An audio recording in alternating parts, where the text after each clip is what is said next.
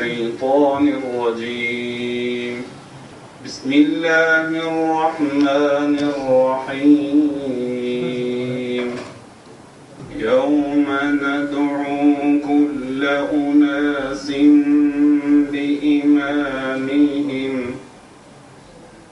فمن أوتي كتابه بيمينه فأولئك يقرؤون كتابهم ولا يظلمون فتيلا.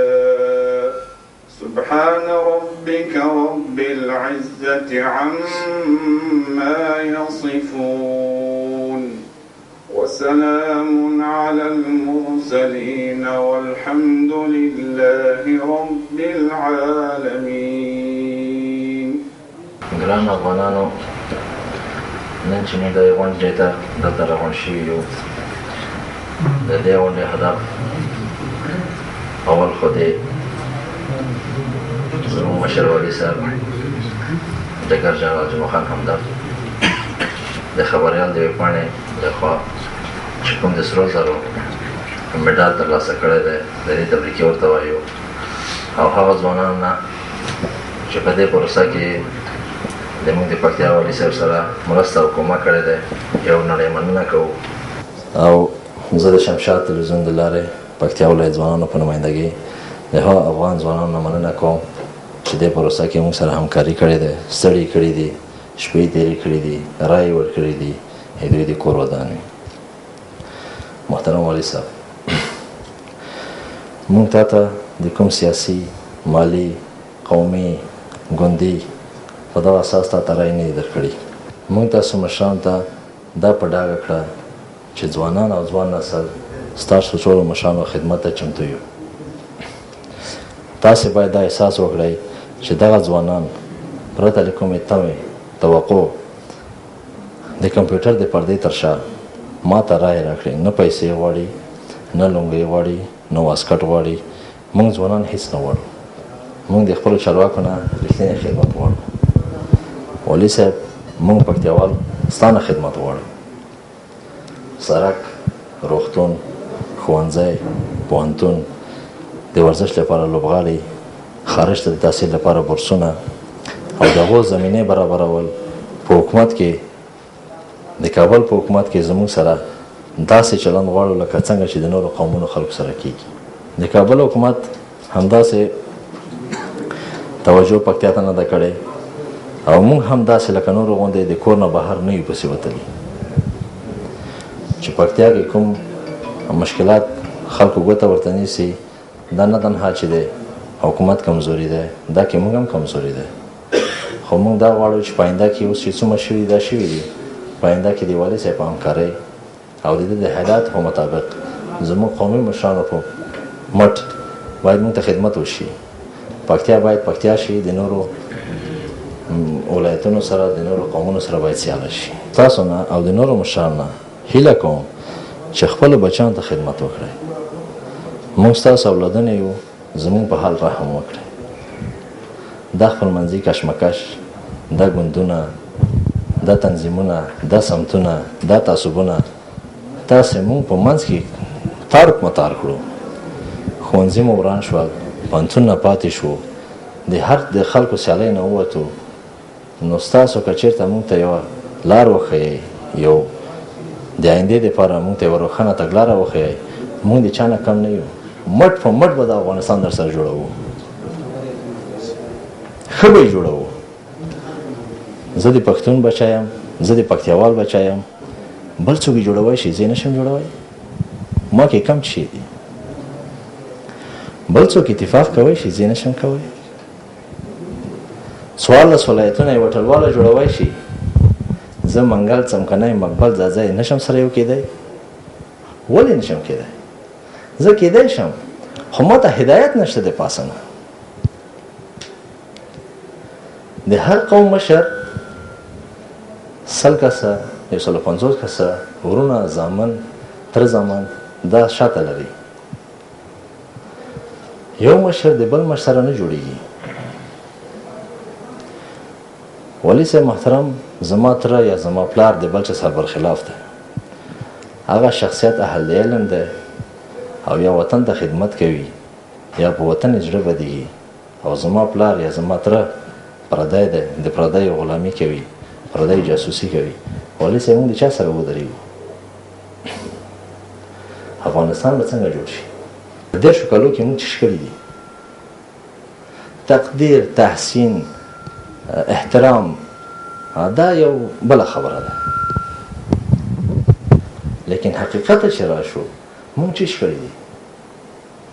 او په د اماراتو کې موږ څه کړي دي؟ هندوستان، پاکستان، بنگلاديش، سودان، هر څوک کلبونه لري، مرکزونه لري. موږ شملور افغانان دومره ځای نه لري چې کینو سره. نو موږ نه لار ورکه شوې ده. موږ ګرم نه یو. زه ځوان یم، بل ځوان دی، هغه ځوان دی، موږ ټول قوت یو. نوره نړۍ، نور قوتونه، هر څوک اقتصاد لري لیکن بشري قوت نه لري. موږ افغانان بشري قوت لرو لیکن اقتصاد نه لرو. دا په ډلو ډلو چې په د غرو کې ګرځو، واسکټ ماچولي دي، ځانونه وژنو، بله لار نه لرو. زه ډوډۍ دې کومه نه کم، زه روزي کوم ځای نه کم. تعلیم نه پاتې شوم، پوهنتون نه پاتې شوم، مشر مې ځان سره نه نیسي. هغه مشر دی دغه مشر سره اختلاف لري، دا مشر دی هغه مشر سره اختلاف لري. چې دغه په حجره کې کښېنم هغه مې نه پرېږدي، چې دغه په حجرې ته لاړ شم دا بل مې نه پرېږدي. زه چا سره کښېنم؟ پښتون په خپله ورکېږي. د پښتون د ورکولو سبب دا ده. موږ ځوانان موږ په هر څه نه ښه پوهېږو.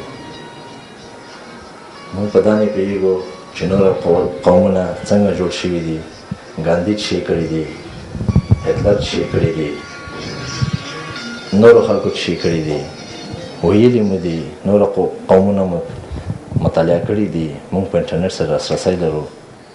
نن سبا دنیا ډېره وړه شوې ده. هغه وخت نشته چې ته څوک غلط کړي. هغه وخت تېر شوی دی چې شعار به ورکړو، خلکو به ځانونه وژل. نن چې څوک شعار ورکړي خلک ورپسې خاندي چې دا څه وایي. دا 10 کاله چې کوم کارونه وشول، دا تېر شول، آیا خدای پاک نه دی وایي چې توبه وباسئ؟ د دې توبې دروازه بنده ده؟ آیا په خپلو کارونو پښیمانتیا نشته؟ زموږ په حال تاسې نه رحمېږئ؟ مکتب نه ده ویلی. ته زموږ ځوانۍ وګوره. ته افغانان ښایسته ښایسته ځوانان داسې کې په 800 په 900 روپۍ نه 8 ساعته کار کوي. دا مسؤلیت د چا ده؟ دا ټول مسؤلیت د ستاسو ده، هم په دې دنیا او هم د قیامت په ورځ. زه نه ځانمرګی یم، زه نه طالب یم، زه نه ملي اردو یم، زه نه جاسوس یم. 10 میلیونه ځوانان تاسو سپین په میدان پاتې دي، چا پسې لاړ شو؟ تاسو په خپل منځ کې جوړښت نه کوئ. لوی ننګرهار، لوی پکتیا، لوی کندهار داسې شوي دي لکه استرالیا، افریقا او امریکا. چا ویل چې پښتانه خپل منځ کې جرګې سره کوي؟ چا ویل چې پښتانه د بل چا په غیرت باندې ننګ کوي؟ چا ویل چې پښتون د بل بچي په سر غیرت کړی؟ چا ویل چې پښتون شملور دی؟ چا ویل چې پښتون د تورې شرنګ لري؟ چا ویل چې موږ وروره فداکاري کړې ده، وینې مو بهول دي د وطن دپاره؟ اروپایانو وینې بهولې دي، جنګونه یې کړي دي، بچیان یې ټول ښه ژوند کوي. نورو ملکونو فدایان یې کړي دي، قربانیان یې کړي دي، ټول ارام ژوند لري. زه په 2014 کال کې هم وږی یم. موږ ته د حل یوه لار وښایئ. او دا ډوډۍ مو چې درته کړې ده، دا زموږ ډوډۍ داسې مفته نه ده. دا ما غصب زمین نه ده کړی چې زه په ځان باندې پرده واچوم. ما رشوت نه ده خوړلی چې چا پسې خواږه وکړم.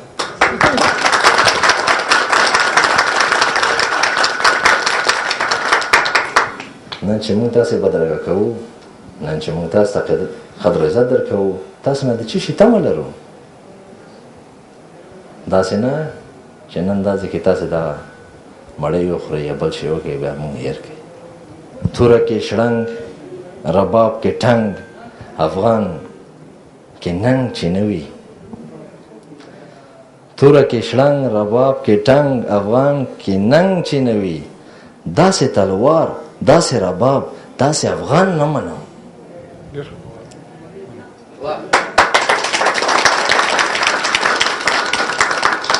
السلام علیکم ورحمۃ اللہ وبرکاتہ. جناب محترم والی صاحب محترم ولایت پکتیا جنرال صاحب جمعه خان مونی صاحب اعظم گیتان و از جمله هموطنان عزیز ما که به مراسم وی اینجا تشریف آوردن از کلتان خوش آمدید میکنیم. بالاخره ما وقتتان اذیت نمیگیرم، فقط ما یک مراکز میخوایم که ما بتانیم تمام مشکلات خود ما با کسی صحبت کنیم، با یک کسی بگیم که ما اینی مشکلات داریم. در کابل خود ما بسیار کوشش کردیم که بار کس در پشت دروازه وزارت خانه گشتم، سیوی خود دادم، مرا میگه که تو 5 سال یا 6 سال تو تجربه کاری نداری. وقتی که ما آرام باشیم ما خودم تجربه گرفته میتونم. وقتی که بالای ما مرمی فاید شو ما از کجا تجربه بگیرم؟ در خانه برم پیش مادر پدر بشینم تجربه بگیرم؟ کجا بگیرم؟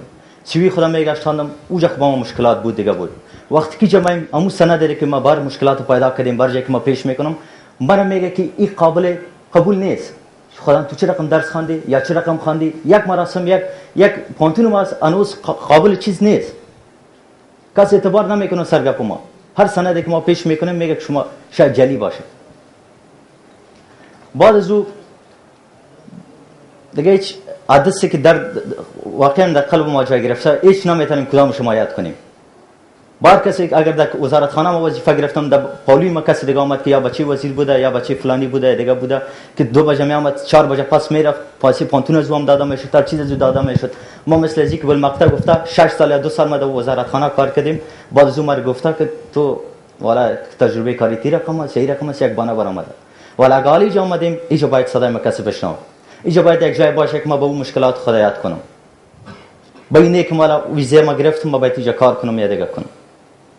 بسیار گشتم دل ما میشه که پیش پدر مادر خود باشم، پیش خوار برادر خود باشم، اموجه که میره مشکلات است نمیتونم که از ما کمک کنم. اما اینجا که من کسی باشه که باید مشکل ما رو بشنوه.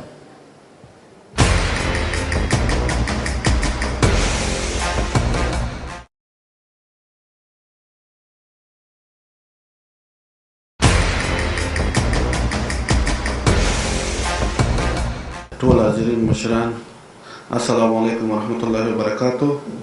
اول خو درس مخې د جمال څمکني نه د تورشاه نه او د داود جان نه ټول نه مننه او کوم پیشنهادات چې دوستانو او کوم مشکلات چې دوی یاد وکړه تقریبا موږ ته هم راجع کېږي، ځکه چې د دولت یو رکن کې کار کوو او انشاءالله په دې کې کار کوو.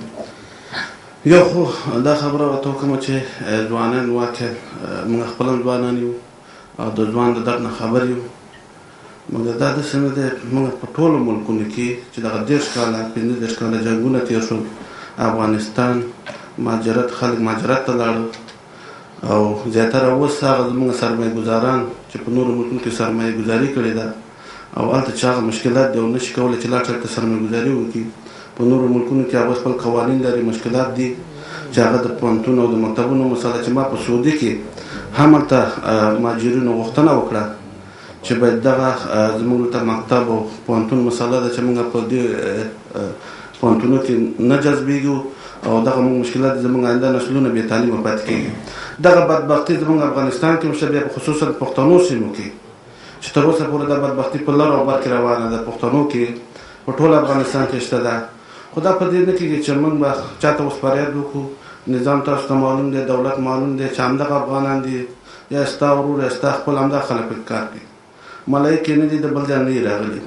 خو د دې دپاره مبارزه کول دا نه کېږي چې دلته ته فریاد وکړې. راځه چې هغلته میلیونونه ځوانان هلته ناست دي، هماغه ګولۍ لاندې ژوند کوي، هماغه مکتب ته ځي تعلیم کوي، هماغه ځای ته در په دره کار پسې ګرځي، خو ته د دې ځای نه په دې انتقاد کوې چې ولې ما ته توجه نه کېږي. راځه په شریکه د هغه غم وخورو، خپل غم وخورو. نو هغه وخت کې موږ تاسو خپل افغانستان خپل وطن ته ښه خدمت کولی شو چې په شریکه دا احساس او فکر دغه ارامه ژوند پرېږدو، هغه نارامۍ ته لاړ شو، هغوی سره یو ځای لاس په لاس خوا په خوا د خپل د حقوقو دفاع وکړو. زه همیش دپاره چې ما کومې برنامې وشروع کړي دي، ځکه زما د ځوانانو مشکلات لیدلي دي. زه د هغوی خپله دغه کوم کرکټ ټیم چې په سوالو زارۍ باندې راغلی دی، د چانډۍ ټوله کړي دلته راغلي مسابقې ته، مسابقې ګټي، دا ټول ته مبارکي وایم، ځکه دا د افغانستان لپاره یو ویاړ دی. افغانستان په نړۍ کې د یو تروریزم په شکل باندې پیژندل شوی، یعنې د افغانستان خلکو ته احترام نه کېده. خو دغه زموږ تاسو ټول مشکلات دي، مګر اوس د دوی د برکته، همدې ځوانانو برکته چې سختې تنګ تېرې او دغه بیرغونه په نړۍ کې خرافۍ او ورته وایي چې نه افغانستان واقعا بشردوسته خلک دي، مینه غواړي، محبت غواړي. دا په دې نه کېږي چې موږ تاسو په یو بل باندې انتقاد وکړو چې ولا پلانکي ځای کې دی، ولې ما توجه نه کوي. ما اوس خپله دغه کوم بنیاد چې دغه سره کوم اندازه ما باید زیات کړی وي، کوم ټیم چې هلته لاړو، نوی سیستم باندې ځوانان سره شاهد دي، خو یو بل دوستان هغوی هم دغسې دردېدلي دي.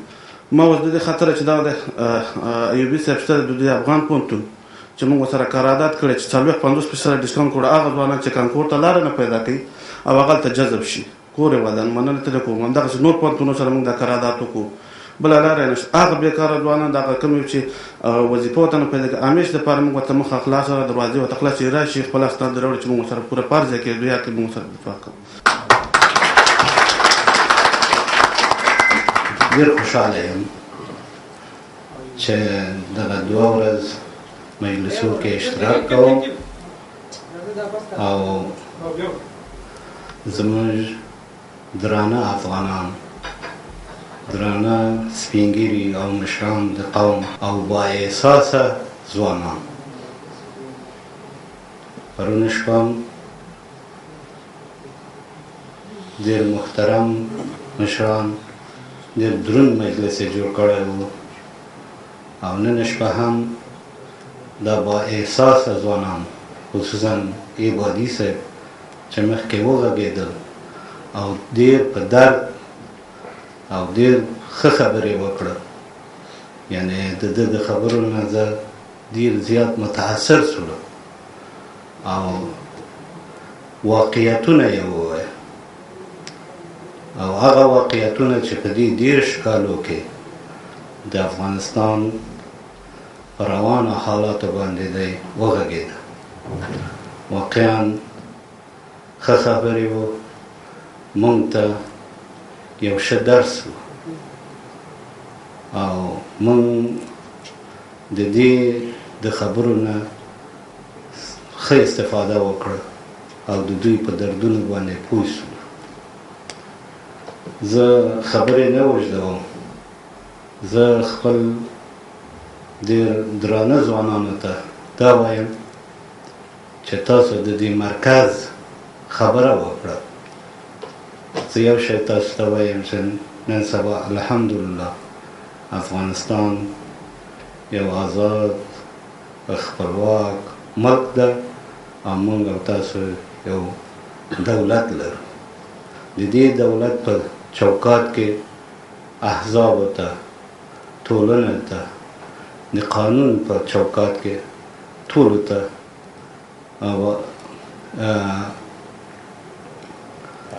حق ورکړل شوی ده، او دا حق هر څوک کولی شي چې د دې قانون اساسي په رڼا کې خپل حقونه وغواړي.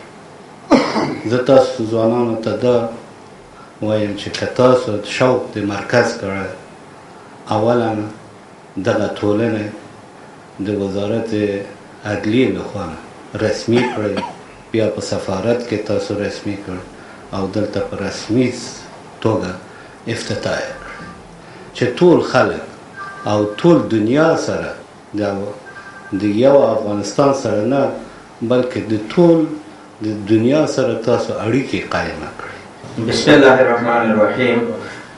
د لوی سبحانه تعالی په سپېڅلي نامه راځو دې خبرې ده چې محترمو د ولسي جرګې غړي همداسې موني صاحب خبرې وکړلې.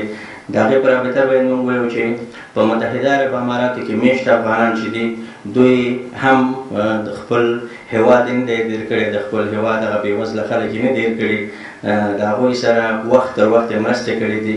دلته موږ په متحده عرب اماراتو کې د افغانانو یو اتحادیه لرو چې هغه اتحادیې مشري ښاغلی جسر محمد طیب کوي او په دغې تقریبا په مجموع کې د صفات شمال نه د ټول افغانستان نه او وګړي چې دې کې دغه کوي.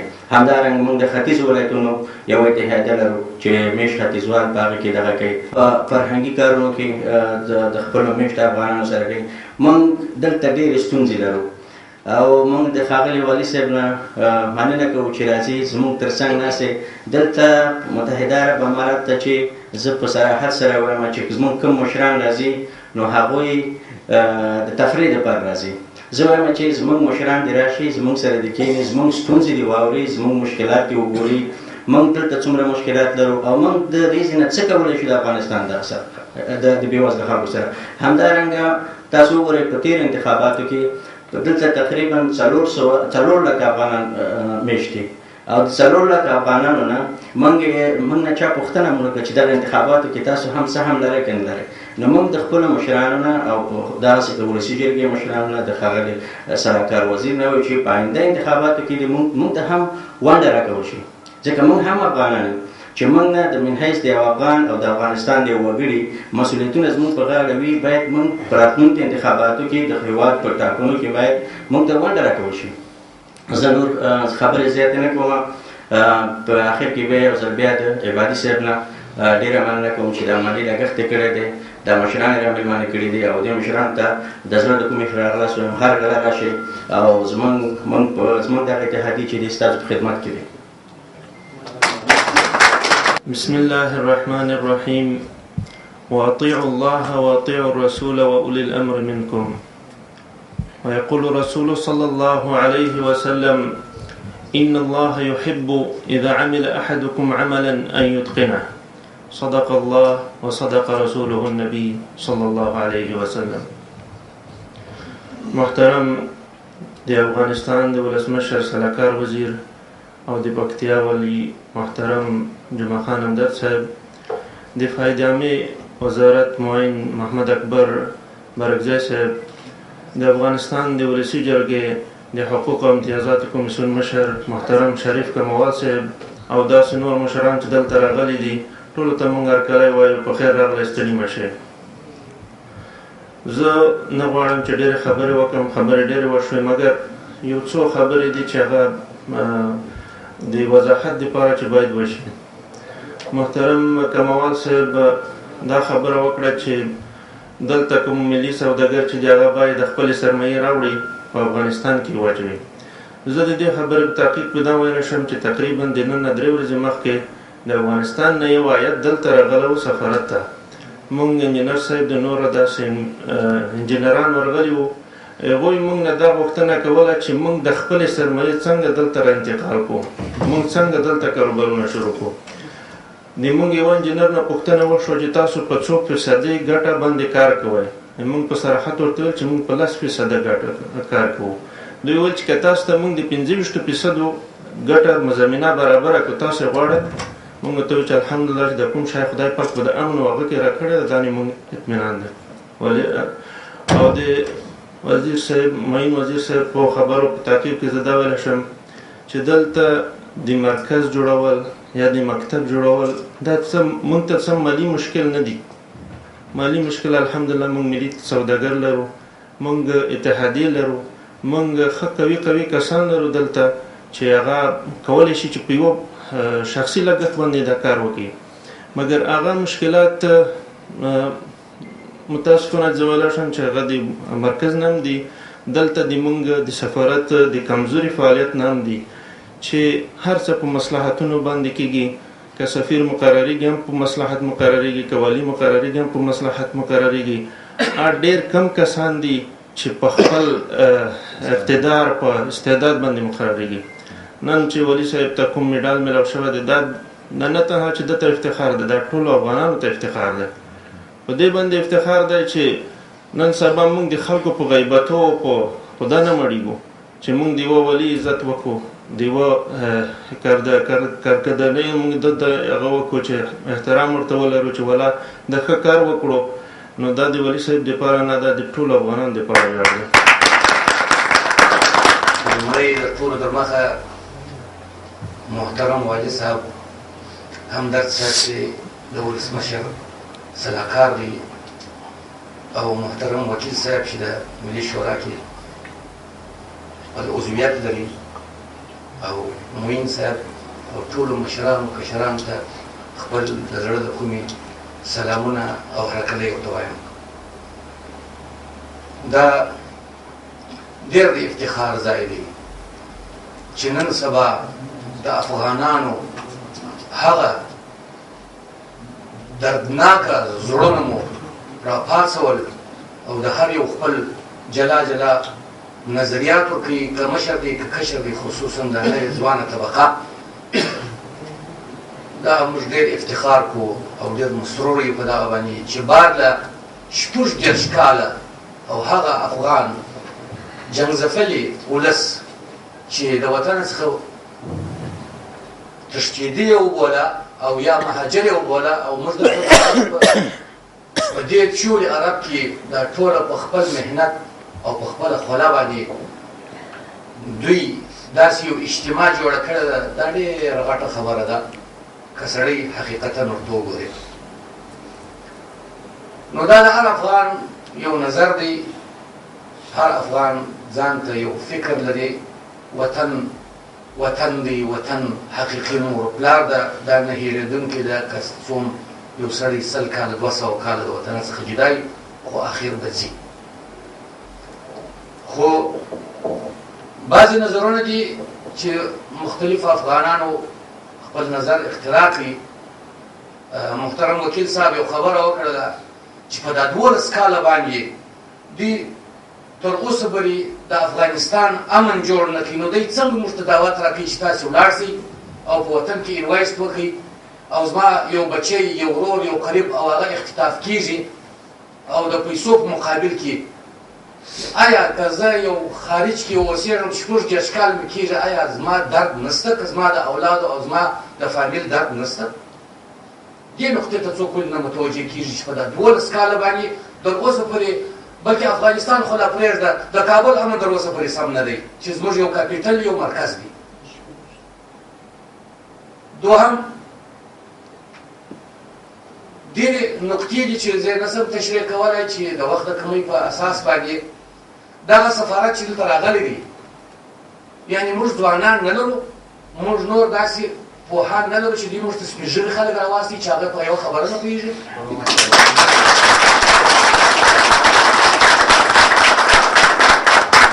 یو افغانۍ مړی 10 ورځې په فریج کې پروت دی په اسپتال کې او دغه نه څوک نشته چې غور یې وکړي او هغه یخی سوی دی په هغه ځای کې.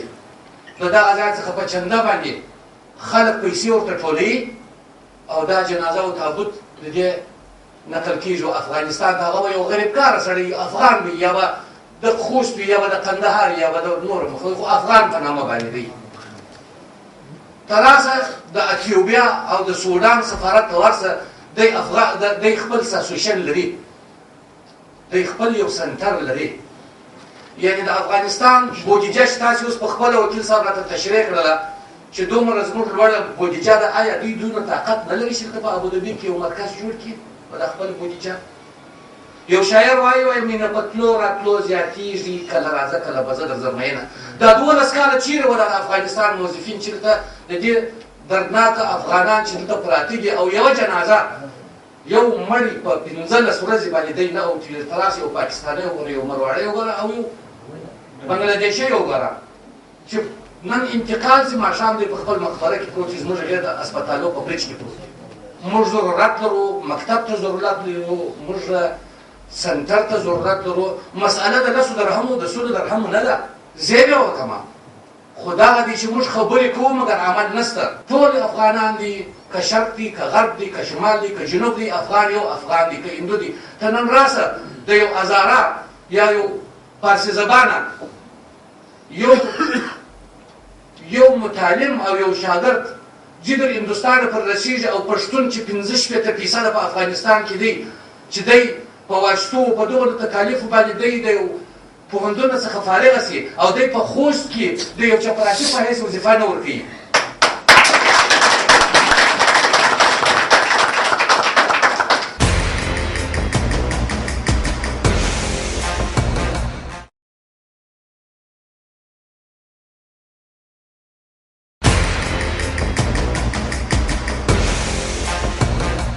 بسم الله الرحمن الرحیم. زما د همکارانو په اجازه معین صاحب، وکیل صاحب، ډېرو درنو مشرانو، ځوانانو، السلام علیکم ورحمت الله وبرکاته. زما خبرې زه نه د ریاست جمهوري په نمایندګۍ غږېږم او نه هم د کابینې په نمایندګۍ غږېږم. البته یو مسئولیت لرم چې هغه مشخص معلوم ده. د ټول د مخه د عبادي صاحب نه، ځوانانو نه، د دوی ملګرو نه ډېره مننه کوم، تشکر کوم چې دغسې یو ښکلی د صمیمیت فضا یې رامنځته کړې چې هر څوک خپلې خبرې ډېر په واضح شکل کوي. زه عبادي صاحب مننه تشکر کوم.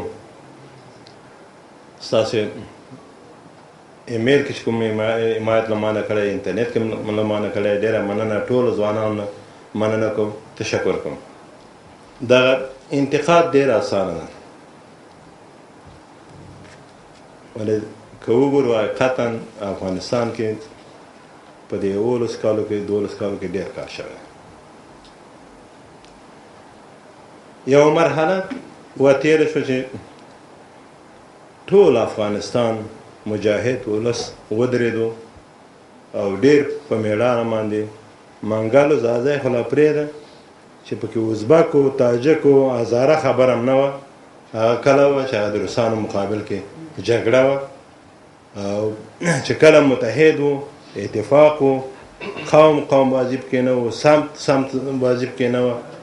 موږ ډېر څوک پر طاقت لوی قوت ته دغه افغانانو په تش لاس باندې ماته ورکړه. هغه څه شی و چې فقط ملي یووالی پکې و، ملي وحدت پکې و. 10 کاله مخکې ما نه چا پوښتنه نه ده کړې چې ته څه قوم یې. تاسې باور وکړئ د چا قومنداني چې ما کړې د هغه نه پوهېده چې زه کوم قوم یم. دا موفقیت، پیروزي، لاسته راوړنه په همدې کې و چې افغانان یو موټی وو. افغانان مجاهد به لا پرېږده، غیر مجاهد به چې بهر ملکو ته تو هغه به اس څوک و چې د مسلمانانو په لاسونو په وینو به یې لاسونه سره وو، خو بیرون په خلکو په شا ټپه و چې مجاهد قهرمان. دا چی و؟ دا ملي وحدت و. کله چې مونږ قومونو ویشل شو، په تنظیمونو ویشل شو، هر څه مو له لاسه ورکړل. یعنې که ووایم چې د یوې سیمې سړی بلې سیمې ته تللی نه شوی، باید هغه ځای ویزه یې لګولی وای. کور په کور جګړه وه. دغه بغلان قندوز ته چې زه راتلم 50-100 موټره به راسره وو، ساعتو به را رسېدی نه شوی. هر کمربند کې به یې دراوه چې ته څوک یې. کور په کور جګړه وه. کم له کمه په دې 11 کاله کې دا یو مثبت تغییر راغی چې نن د پکتیا نه ځي فاریاب ته، د فاریاب ځي هرات ته، د هرات نه راځي مشرقي ته. 10 کاله مخکې موږ په یو ولایت کې 20 مکتبه نه درلودل، نن په سلونو مکتبونه لرو. د کابل نه به زه خپل ولایت لم 14 ساعته ما منزل کوم، نن 15 ساعته کې ځي. یعنې دا باید هېر نه کړو چې افغانستان کې ډېر کار شوی. زه په خپله د هغه کسانو نه یم چې ډېره صحیح د مطبوعاتو کې به نیوکه نه یې کړې، مګر هغه زه په خپله به د دولت باندې نیوکې لرم په ځینو مواردو کې. اما داسې فکر مو نه کوي چې ټول حکومت غل دی. نه، موږ غل هم لرو، موږ هغه کسان هم لرو چې ځمکې یې غصب کړي، موږ هغه کسان هم لرو چې د خلکو کورونه غصب کړي، موږ داسې کسان هم لرو چې د خلکو لورو زوی ته یې په سپکه کتلي. اما داسې نه ده چې ټول نظام غل ده، داسې نه ده. دا به غیر عادلانه قضاوت وي چې څوک په حکومت کې کار کوي هغه موږ هغه ته ټول غله ووایو. شته داسې کسان هم شته چې پرون د موچي زوی و، نن تجار ده. خو دا ډېر کم تعداد خلک دي. ولې موږ تنه بدبختانه هغه منفي اړخ ته یې ګورو، نه، موږ باید مثبت اړخونو ته یې وګورو چې موږ د لاس کاله کې ډېر پیشرفت شوی ده. ګورئ یو پیشرفت دغه میډیا ده. ګورئ چې په افغانستان کې هم او دا د نن په ابوظبي کې یو څوک ناسته مخامخ انتقاد نیسي او هغه انتقاد هم ګورئ ډېر هغه نه وي، مهاجه نه وي او ډېر په اصولو برابر هم نه وي، خو تاسې خلک خاندي. و سهار نه ته بېګا پورې ما ته ووایي، شاید زما دته پیشانې هغه تروشه نه شي، اما زه راځم په خپل مورد کې درته وایم. کوم ځای کې چې زما مسؤلیت هغه پکتیا ده. پکتیا کې الحمدلله ولې وایي پکتیاوال ته ناست دي. د نن نه 15 کاله مخکې او اوس پکتیا تاسې مقایسه کوي چې څونه کار شوی دی.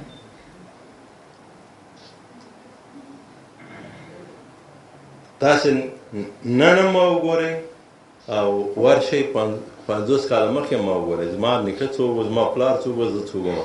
دا ټول داسې نه دي. زما نن څومره ځوانان مجلس ته زه غواړم چې ځوانانو په رابطه عرض وکړم، موږ باید مایوسه نه واوسو. مایوسي په خپله ناکامي ده. تاسې ټولې په دنیا کې چې هڅې وګورئ، په داخل کې خارج کې هغه ټولو ځوانانو کړي دي. دا چې موږ بیا وروسته سپین ږیري شوي په ما مبارزه کې داسې موږ فکر مه کوو چې اول نه موږ سپین ږیري وو دا مبارزه هم شروع کړې ده.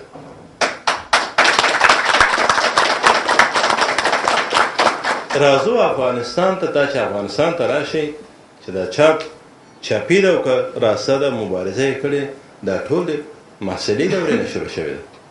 حتی د نهمو د لسم صنف نه مبارزه شوې ده چې په مخې ګیره نه وه. ولې موږ همیشه د دې انتظار وباسو چې هماغه سپین ږیری همیشه موږ ته هغه لاره صافه کړي، هغه لاره موږ ته خلاصه کړي او بیا موږ پرې وشو؟ نه. زه په خپله چې مبارزې ته وتلی یم ږیره مې په مخ نه وه. ځواني کومه مبارزه چې په ځواني کې کېږي په هیڅ وخت کې نشي کېدلی. زما پیام ځوانانو ته دا ده، کله چې د ځواني مرحلې نه تېر شوې بیا به ښځه یي، بچان به یي، لور به یي، زامن به یي، بیا به د پیسې خوښ یي، بیا به د موټر خوښ یي، په موټر کې بیا رقمونه دي تا خوښ یي. هغه وخت مبارزه نشي کولی. هغه وخت کې به ستا د اولادونو نفقه ستا په غاړه وي، د کور و کلي مسؤلیت به ستا په غاړه وي. ته اوس کولی شي مبارزه وکړي. راځم لویې پکتیا ته. لویې پکتیا چې دی اوس مخکې تاسو عرض وکړئ بادي صاحب چې موږ حکومت کې سام ونه لرو. زه هم چېرې ځم رژیم مړ شم تا ته سام نه درکوم، تا ته حق نه درکوم چې زه هم رژیم مړ شم ځکه زه تا د کابینې نه بیرون خوشحاله ساتلی شم، وخت چې د بیرون د کابینې نه خوشحاله د ساتلی شم نو کابینې ته هغه څوک راولم چې هغه زه خوشحاله وساتم. زموږ مشکل دا ده چې دا ومنئ چې موږ کې بې اتفاقي ده، ته په دې اتفاقي کابینې ته نشې تللی. زه دا د خپلې 15 کلنې تجربې خبره تاته کوم چې نن 20 نفر رئیس جمهور ته ورشي نو دا عبادي صاحب پیشنهادي چې رئیس جمهور ته چې دا باید وزیر شي 50 نفر تللی، سبا ته 100 نفر راځي وزه دا عبادي صاحب نه منم. هماغه رئیس جمهور ته سبا ته ورغلی که سبا نه د یو وخته بعد ورغلی 10 ورځې بعد ورغلی ولې زما ولې په لویه پکتیا په کابینه کې ناست نه وي؟ دا زموږ دا ستا بې اتفاقي ده. راځه زه ځوانانو باندې غږ کوم چې اوس زموږ د سپین ږیرو وخت تېر شوی ده، تاسې راځئ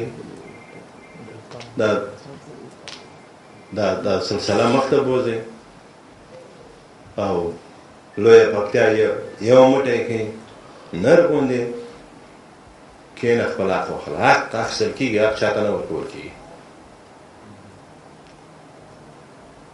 ولې نن هغه خلقی چې هیڅ په افغانستان کې مطرح نه و نن په افغانستان کې یو څوک په حساب کېږي ځکه چې شاته یو لښکرې دي. تاسې همیشه انتقاد په مشرانو مه کوئ. زه ته هم چې اوس ته ماته ستا یو مشر راوښیه، ستا یو مشر راوښیه چې هغه د تا د حق په خاطر ستا په خاطر یو غږ وکړي او ته سبا یې 50,000 لښکرې پرې وباسې، شته؟ ولې جانې مقابل د 1 لک راباسي که نه؟ ته 1000 کسه نشې راویستلی. دا مشکلات چې دي مشترک دي، په مشترکه به حل کوو. دا په انتقاد نه کېږي چې زه په تا انتقاد وکړم، ته په ما انتقاد وکړې، ته په یو سپین ږیري مشر باندې انتقاد وکړې، مشر په یو بل مشر باندې یا په ځوانانو باندې انتقاد وکړې. دا نه کېږي. راځئ یو موټی شو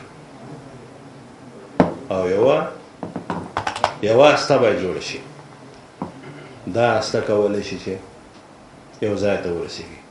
څه ناڅه مشکلات شته، زه نه وایم مونږ کې ډېر مشکلات دي، مونږ کې دونه مشکلات دي چې د دنیا په هیڅ حکومت کې نشته. بالکل نشته، د دنیا په هیڅ حکومت کې نشته. ولې بیا هم زما په 11 کال کې ډېر کار شوی. افغانستان کې ستا بیرغ چا نه منو، یو بیرغ نه و په افغانستان کې. نن ستا بیرغ په ټوله نړۍ کې رپېږي. دا تر دې لوی کار نشته. زه په آخر کې د نننۍ بریا چې د کرکټ ځوانانو ترلاسه راوړې، واقعا چې کرکټ هم افغانستان په ډېرو ملکونو وپېژندو چې حتی هغه ملکونو نه پېژندو د دې کرکټ له طریقه افغانستان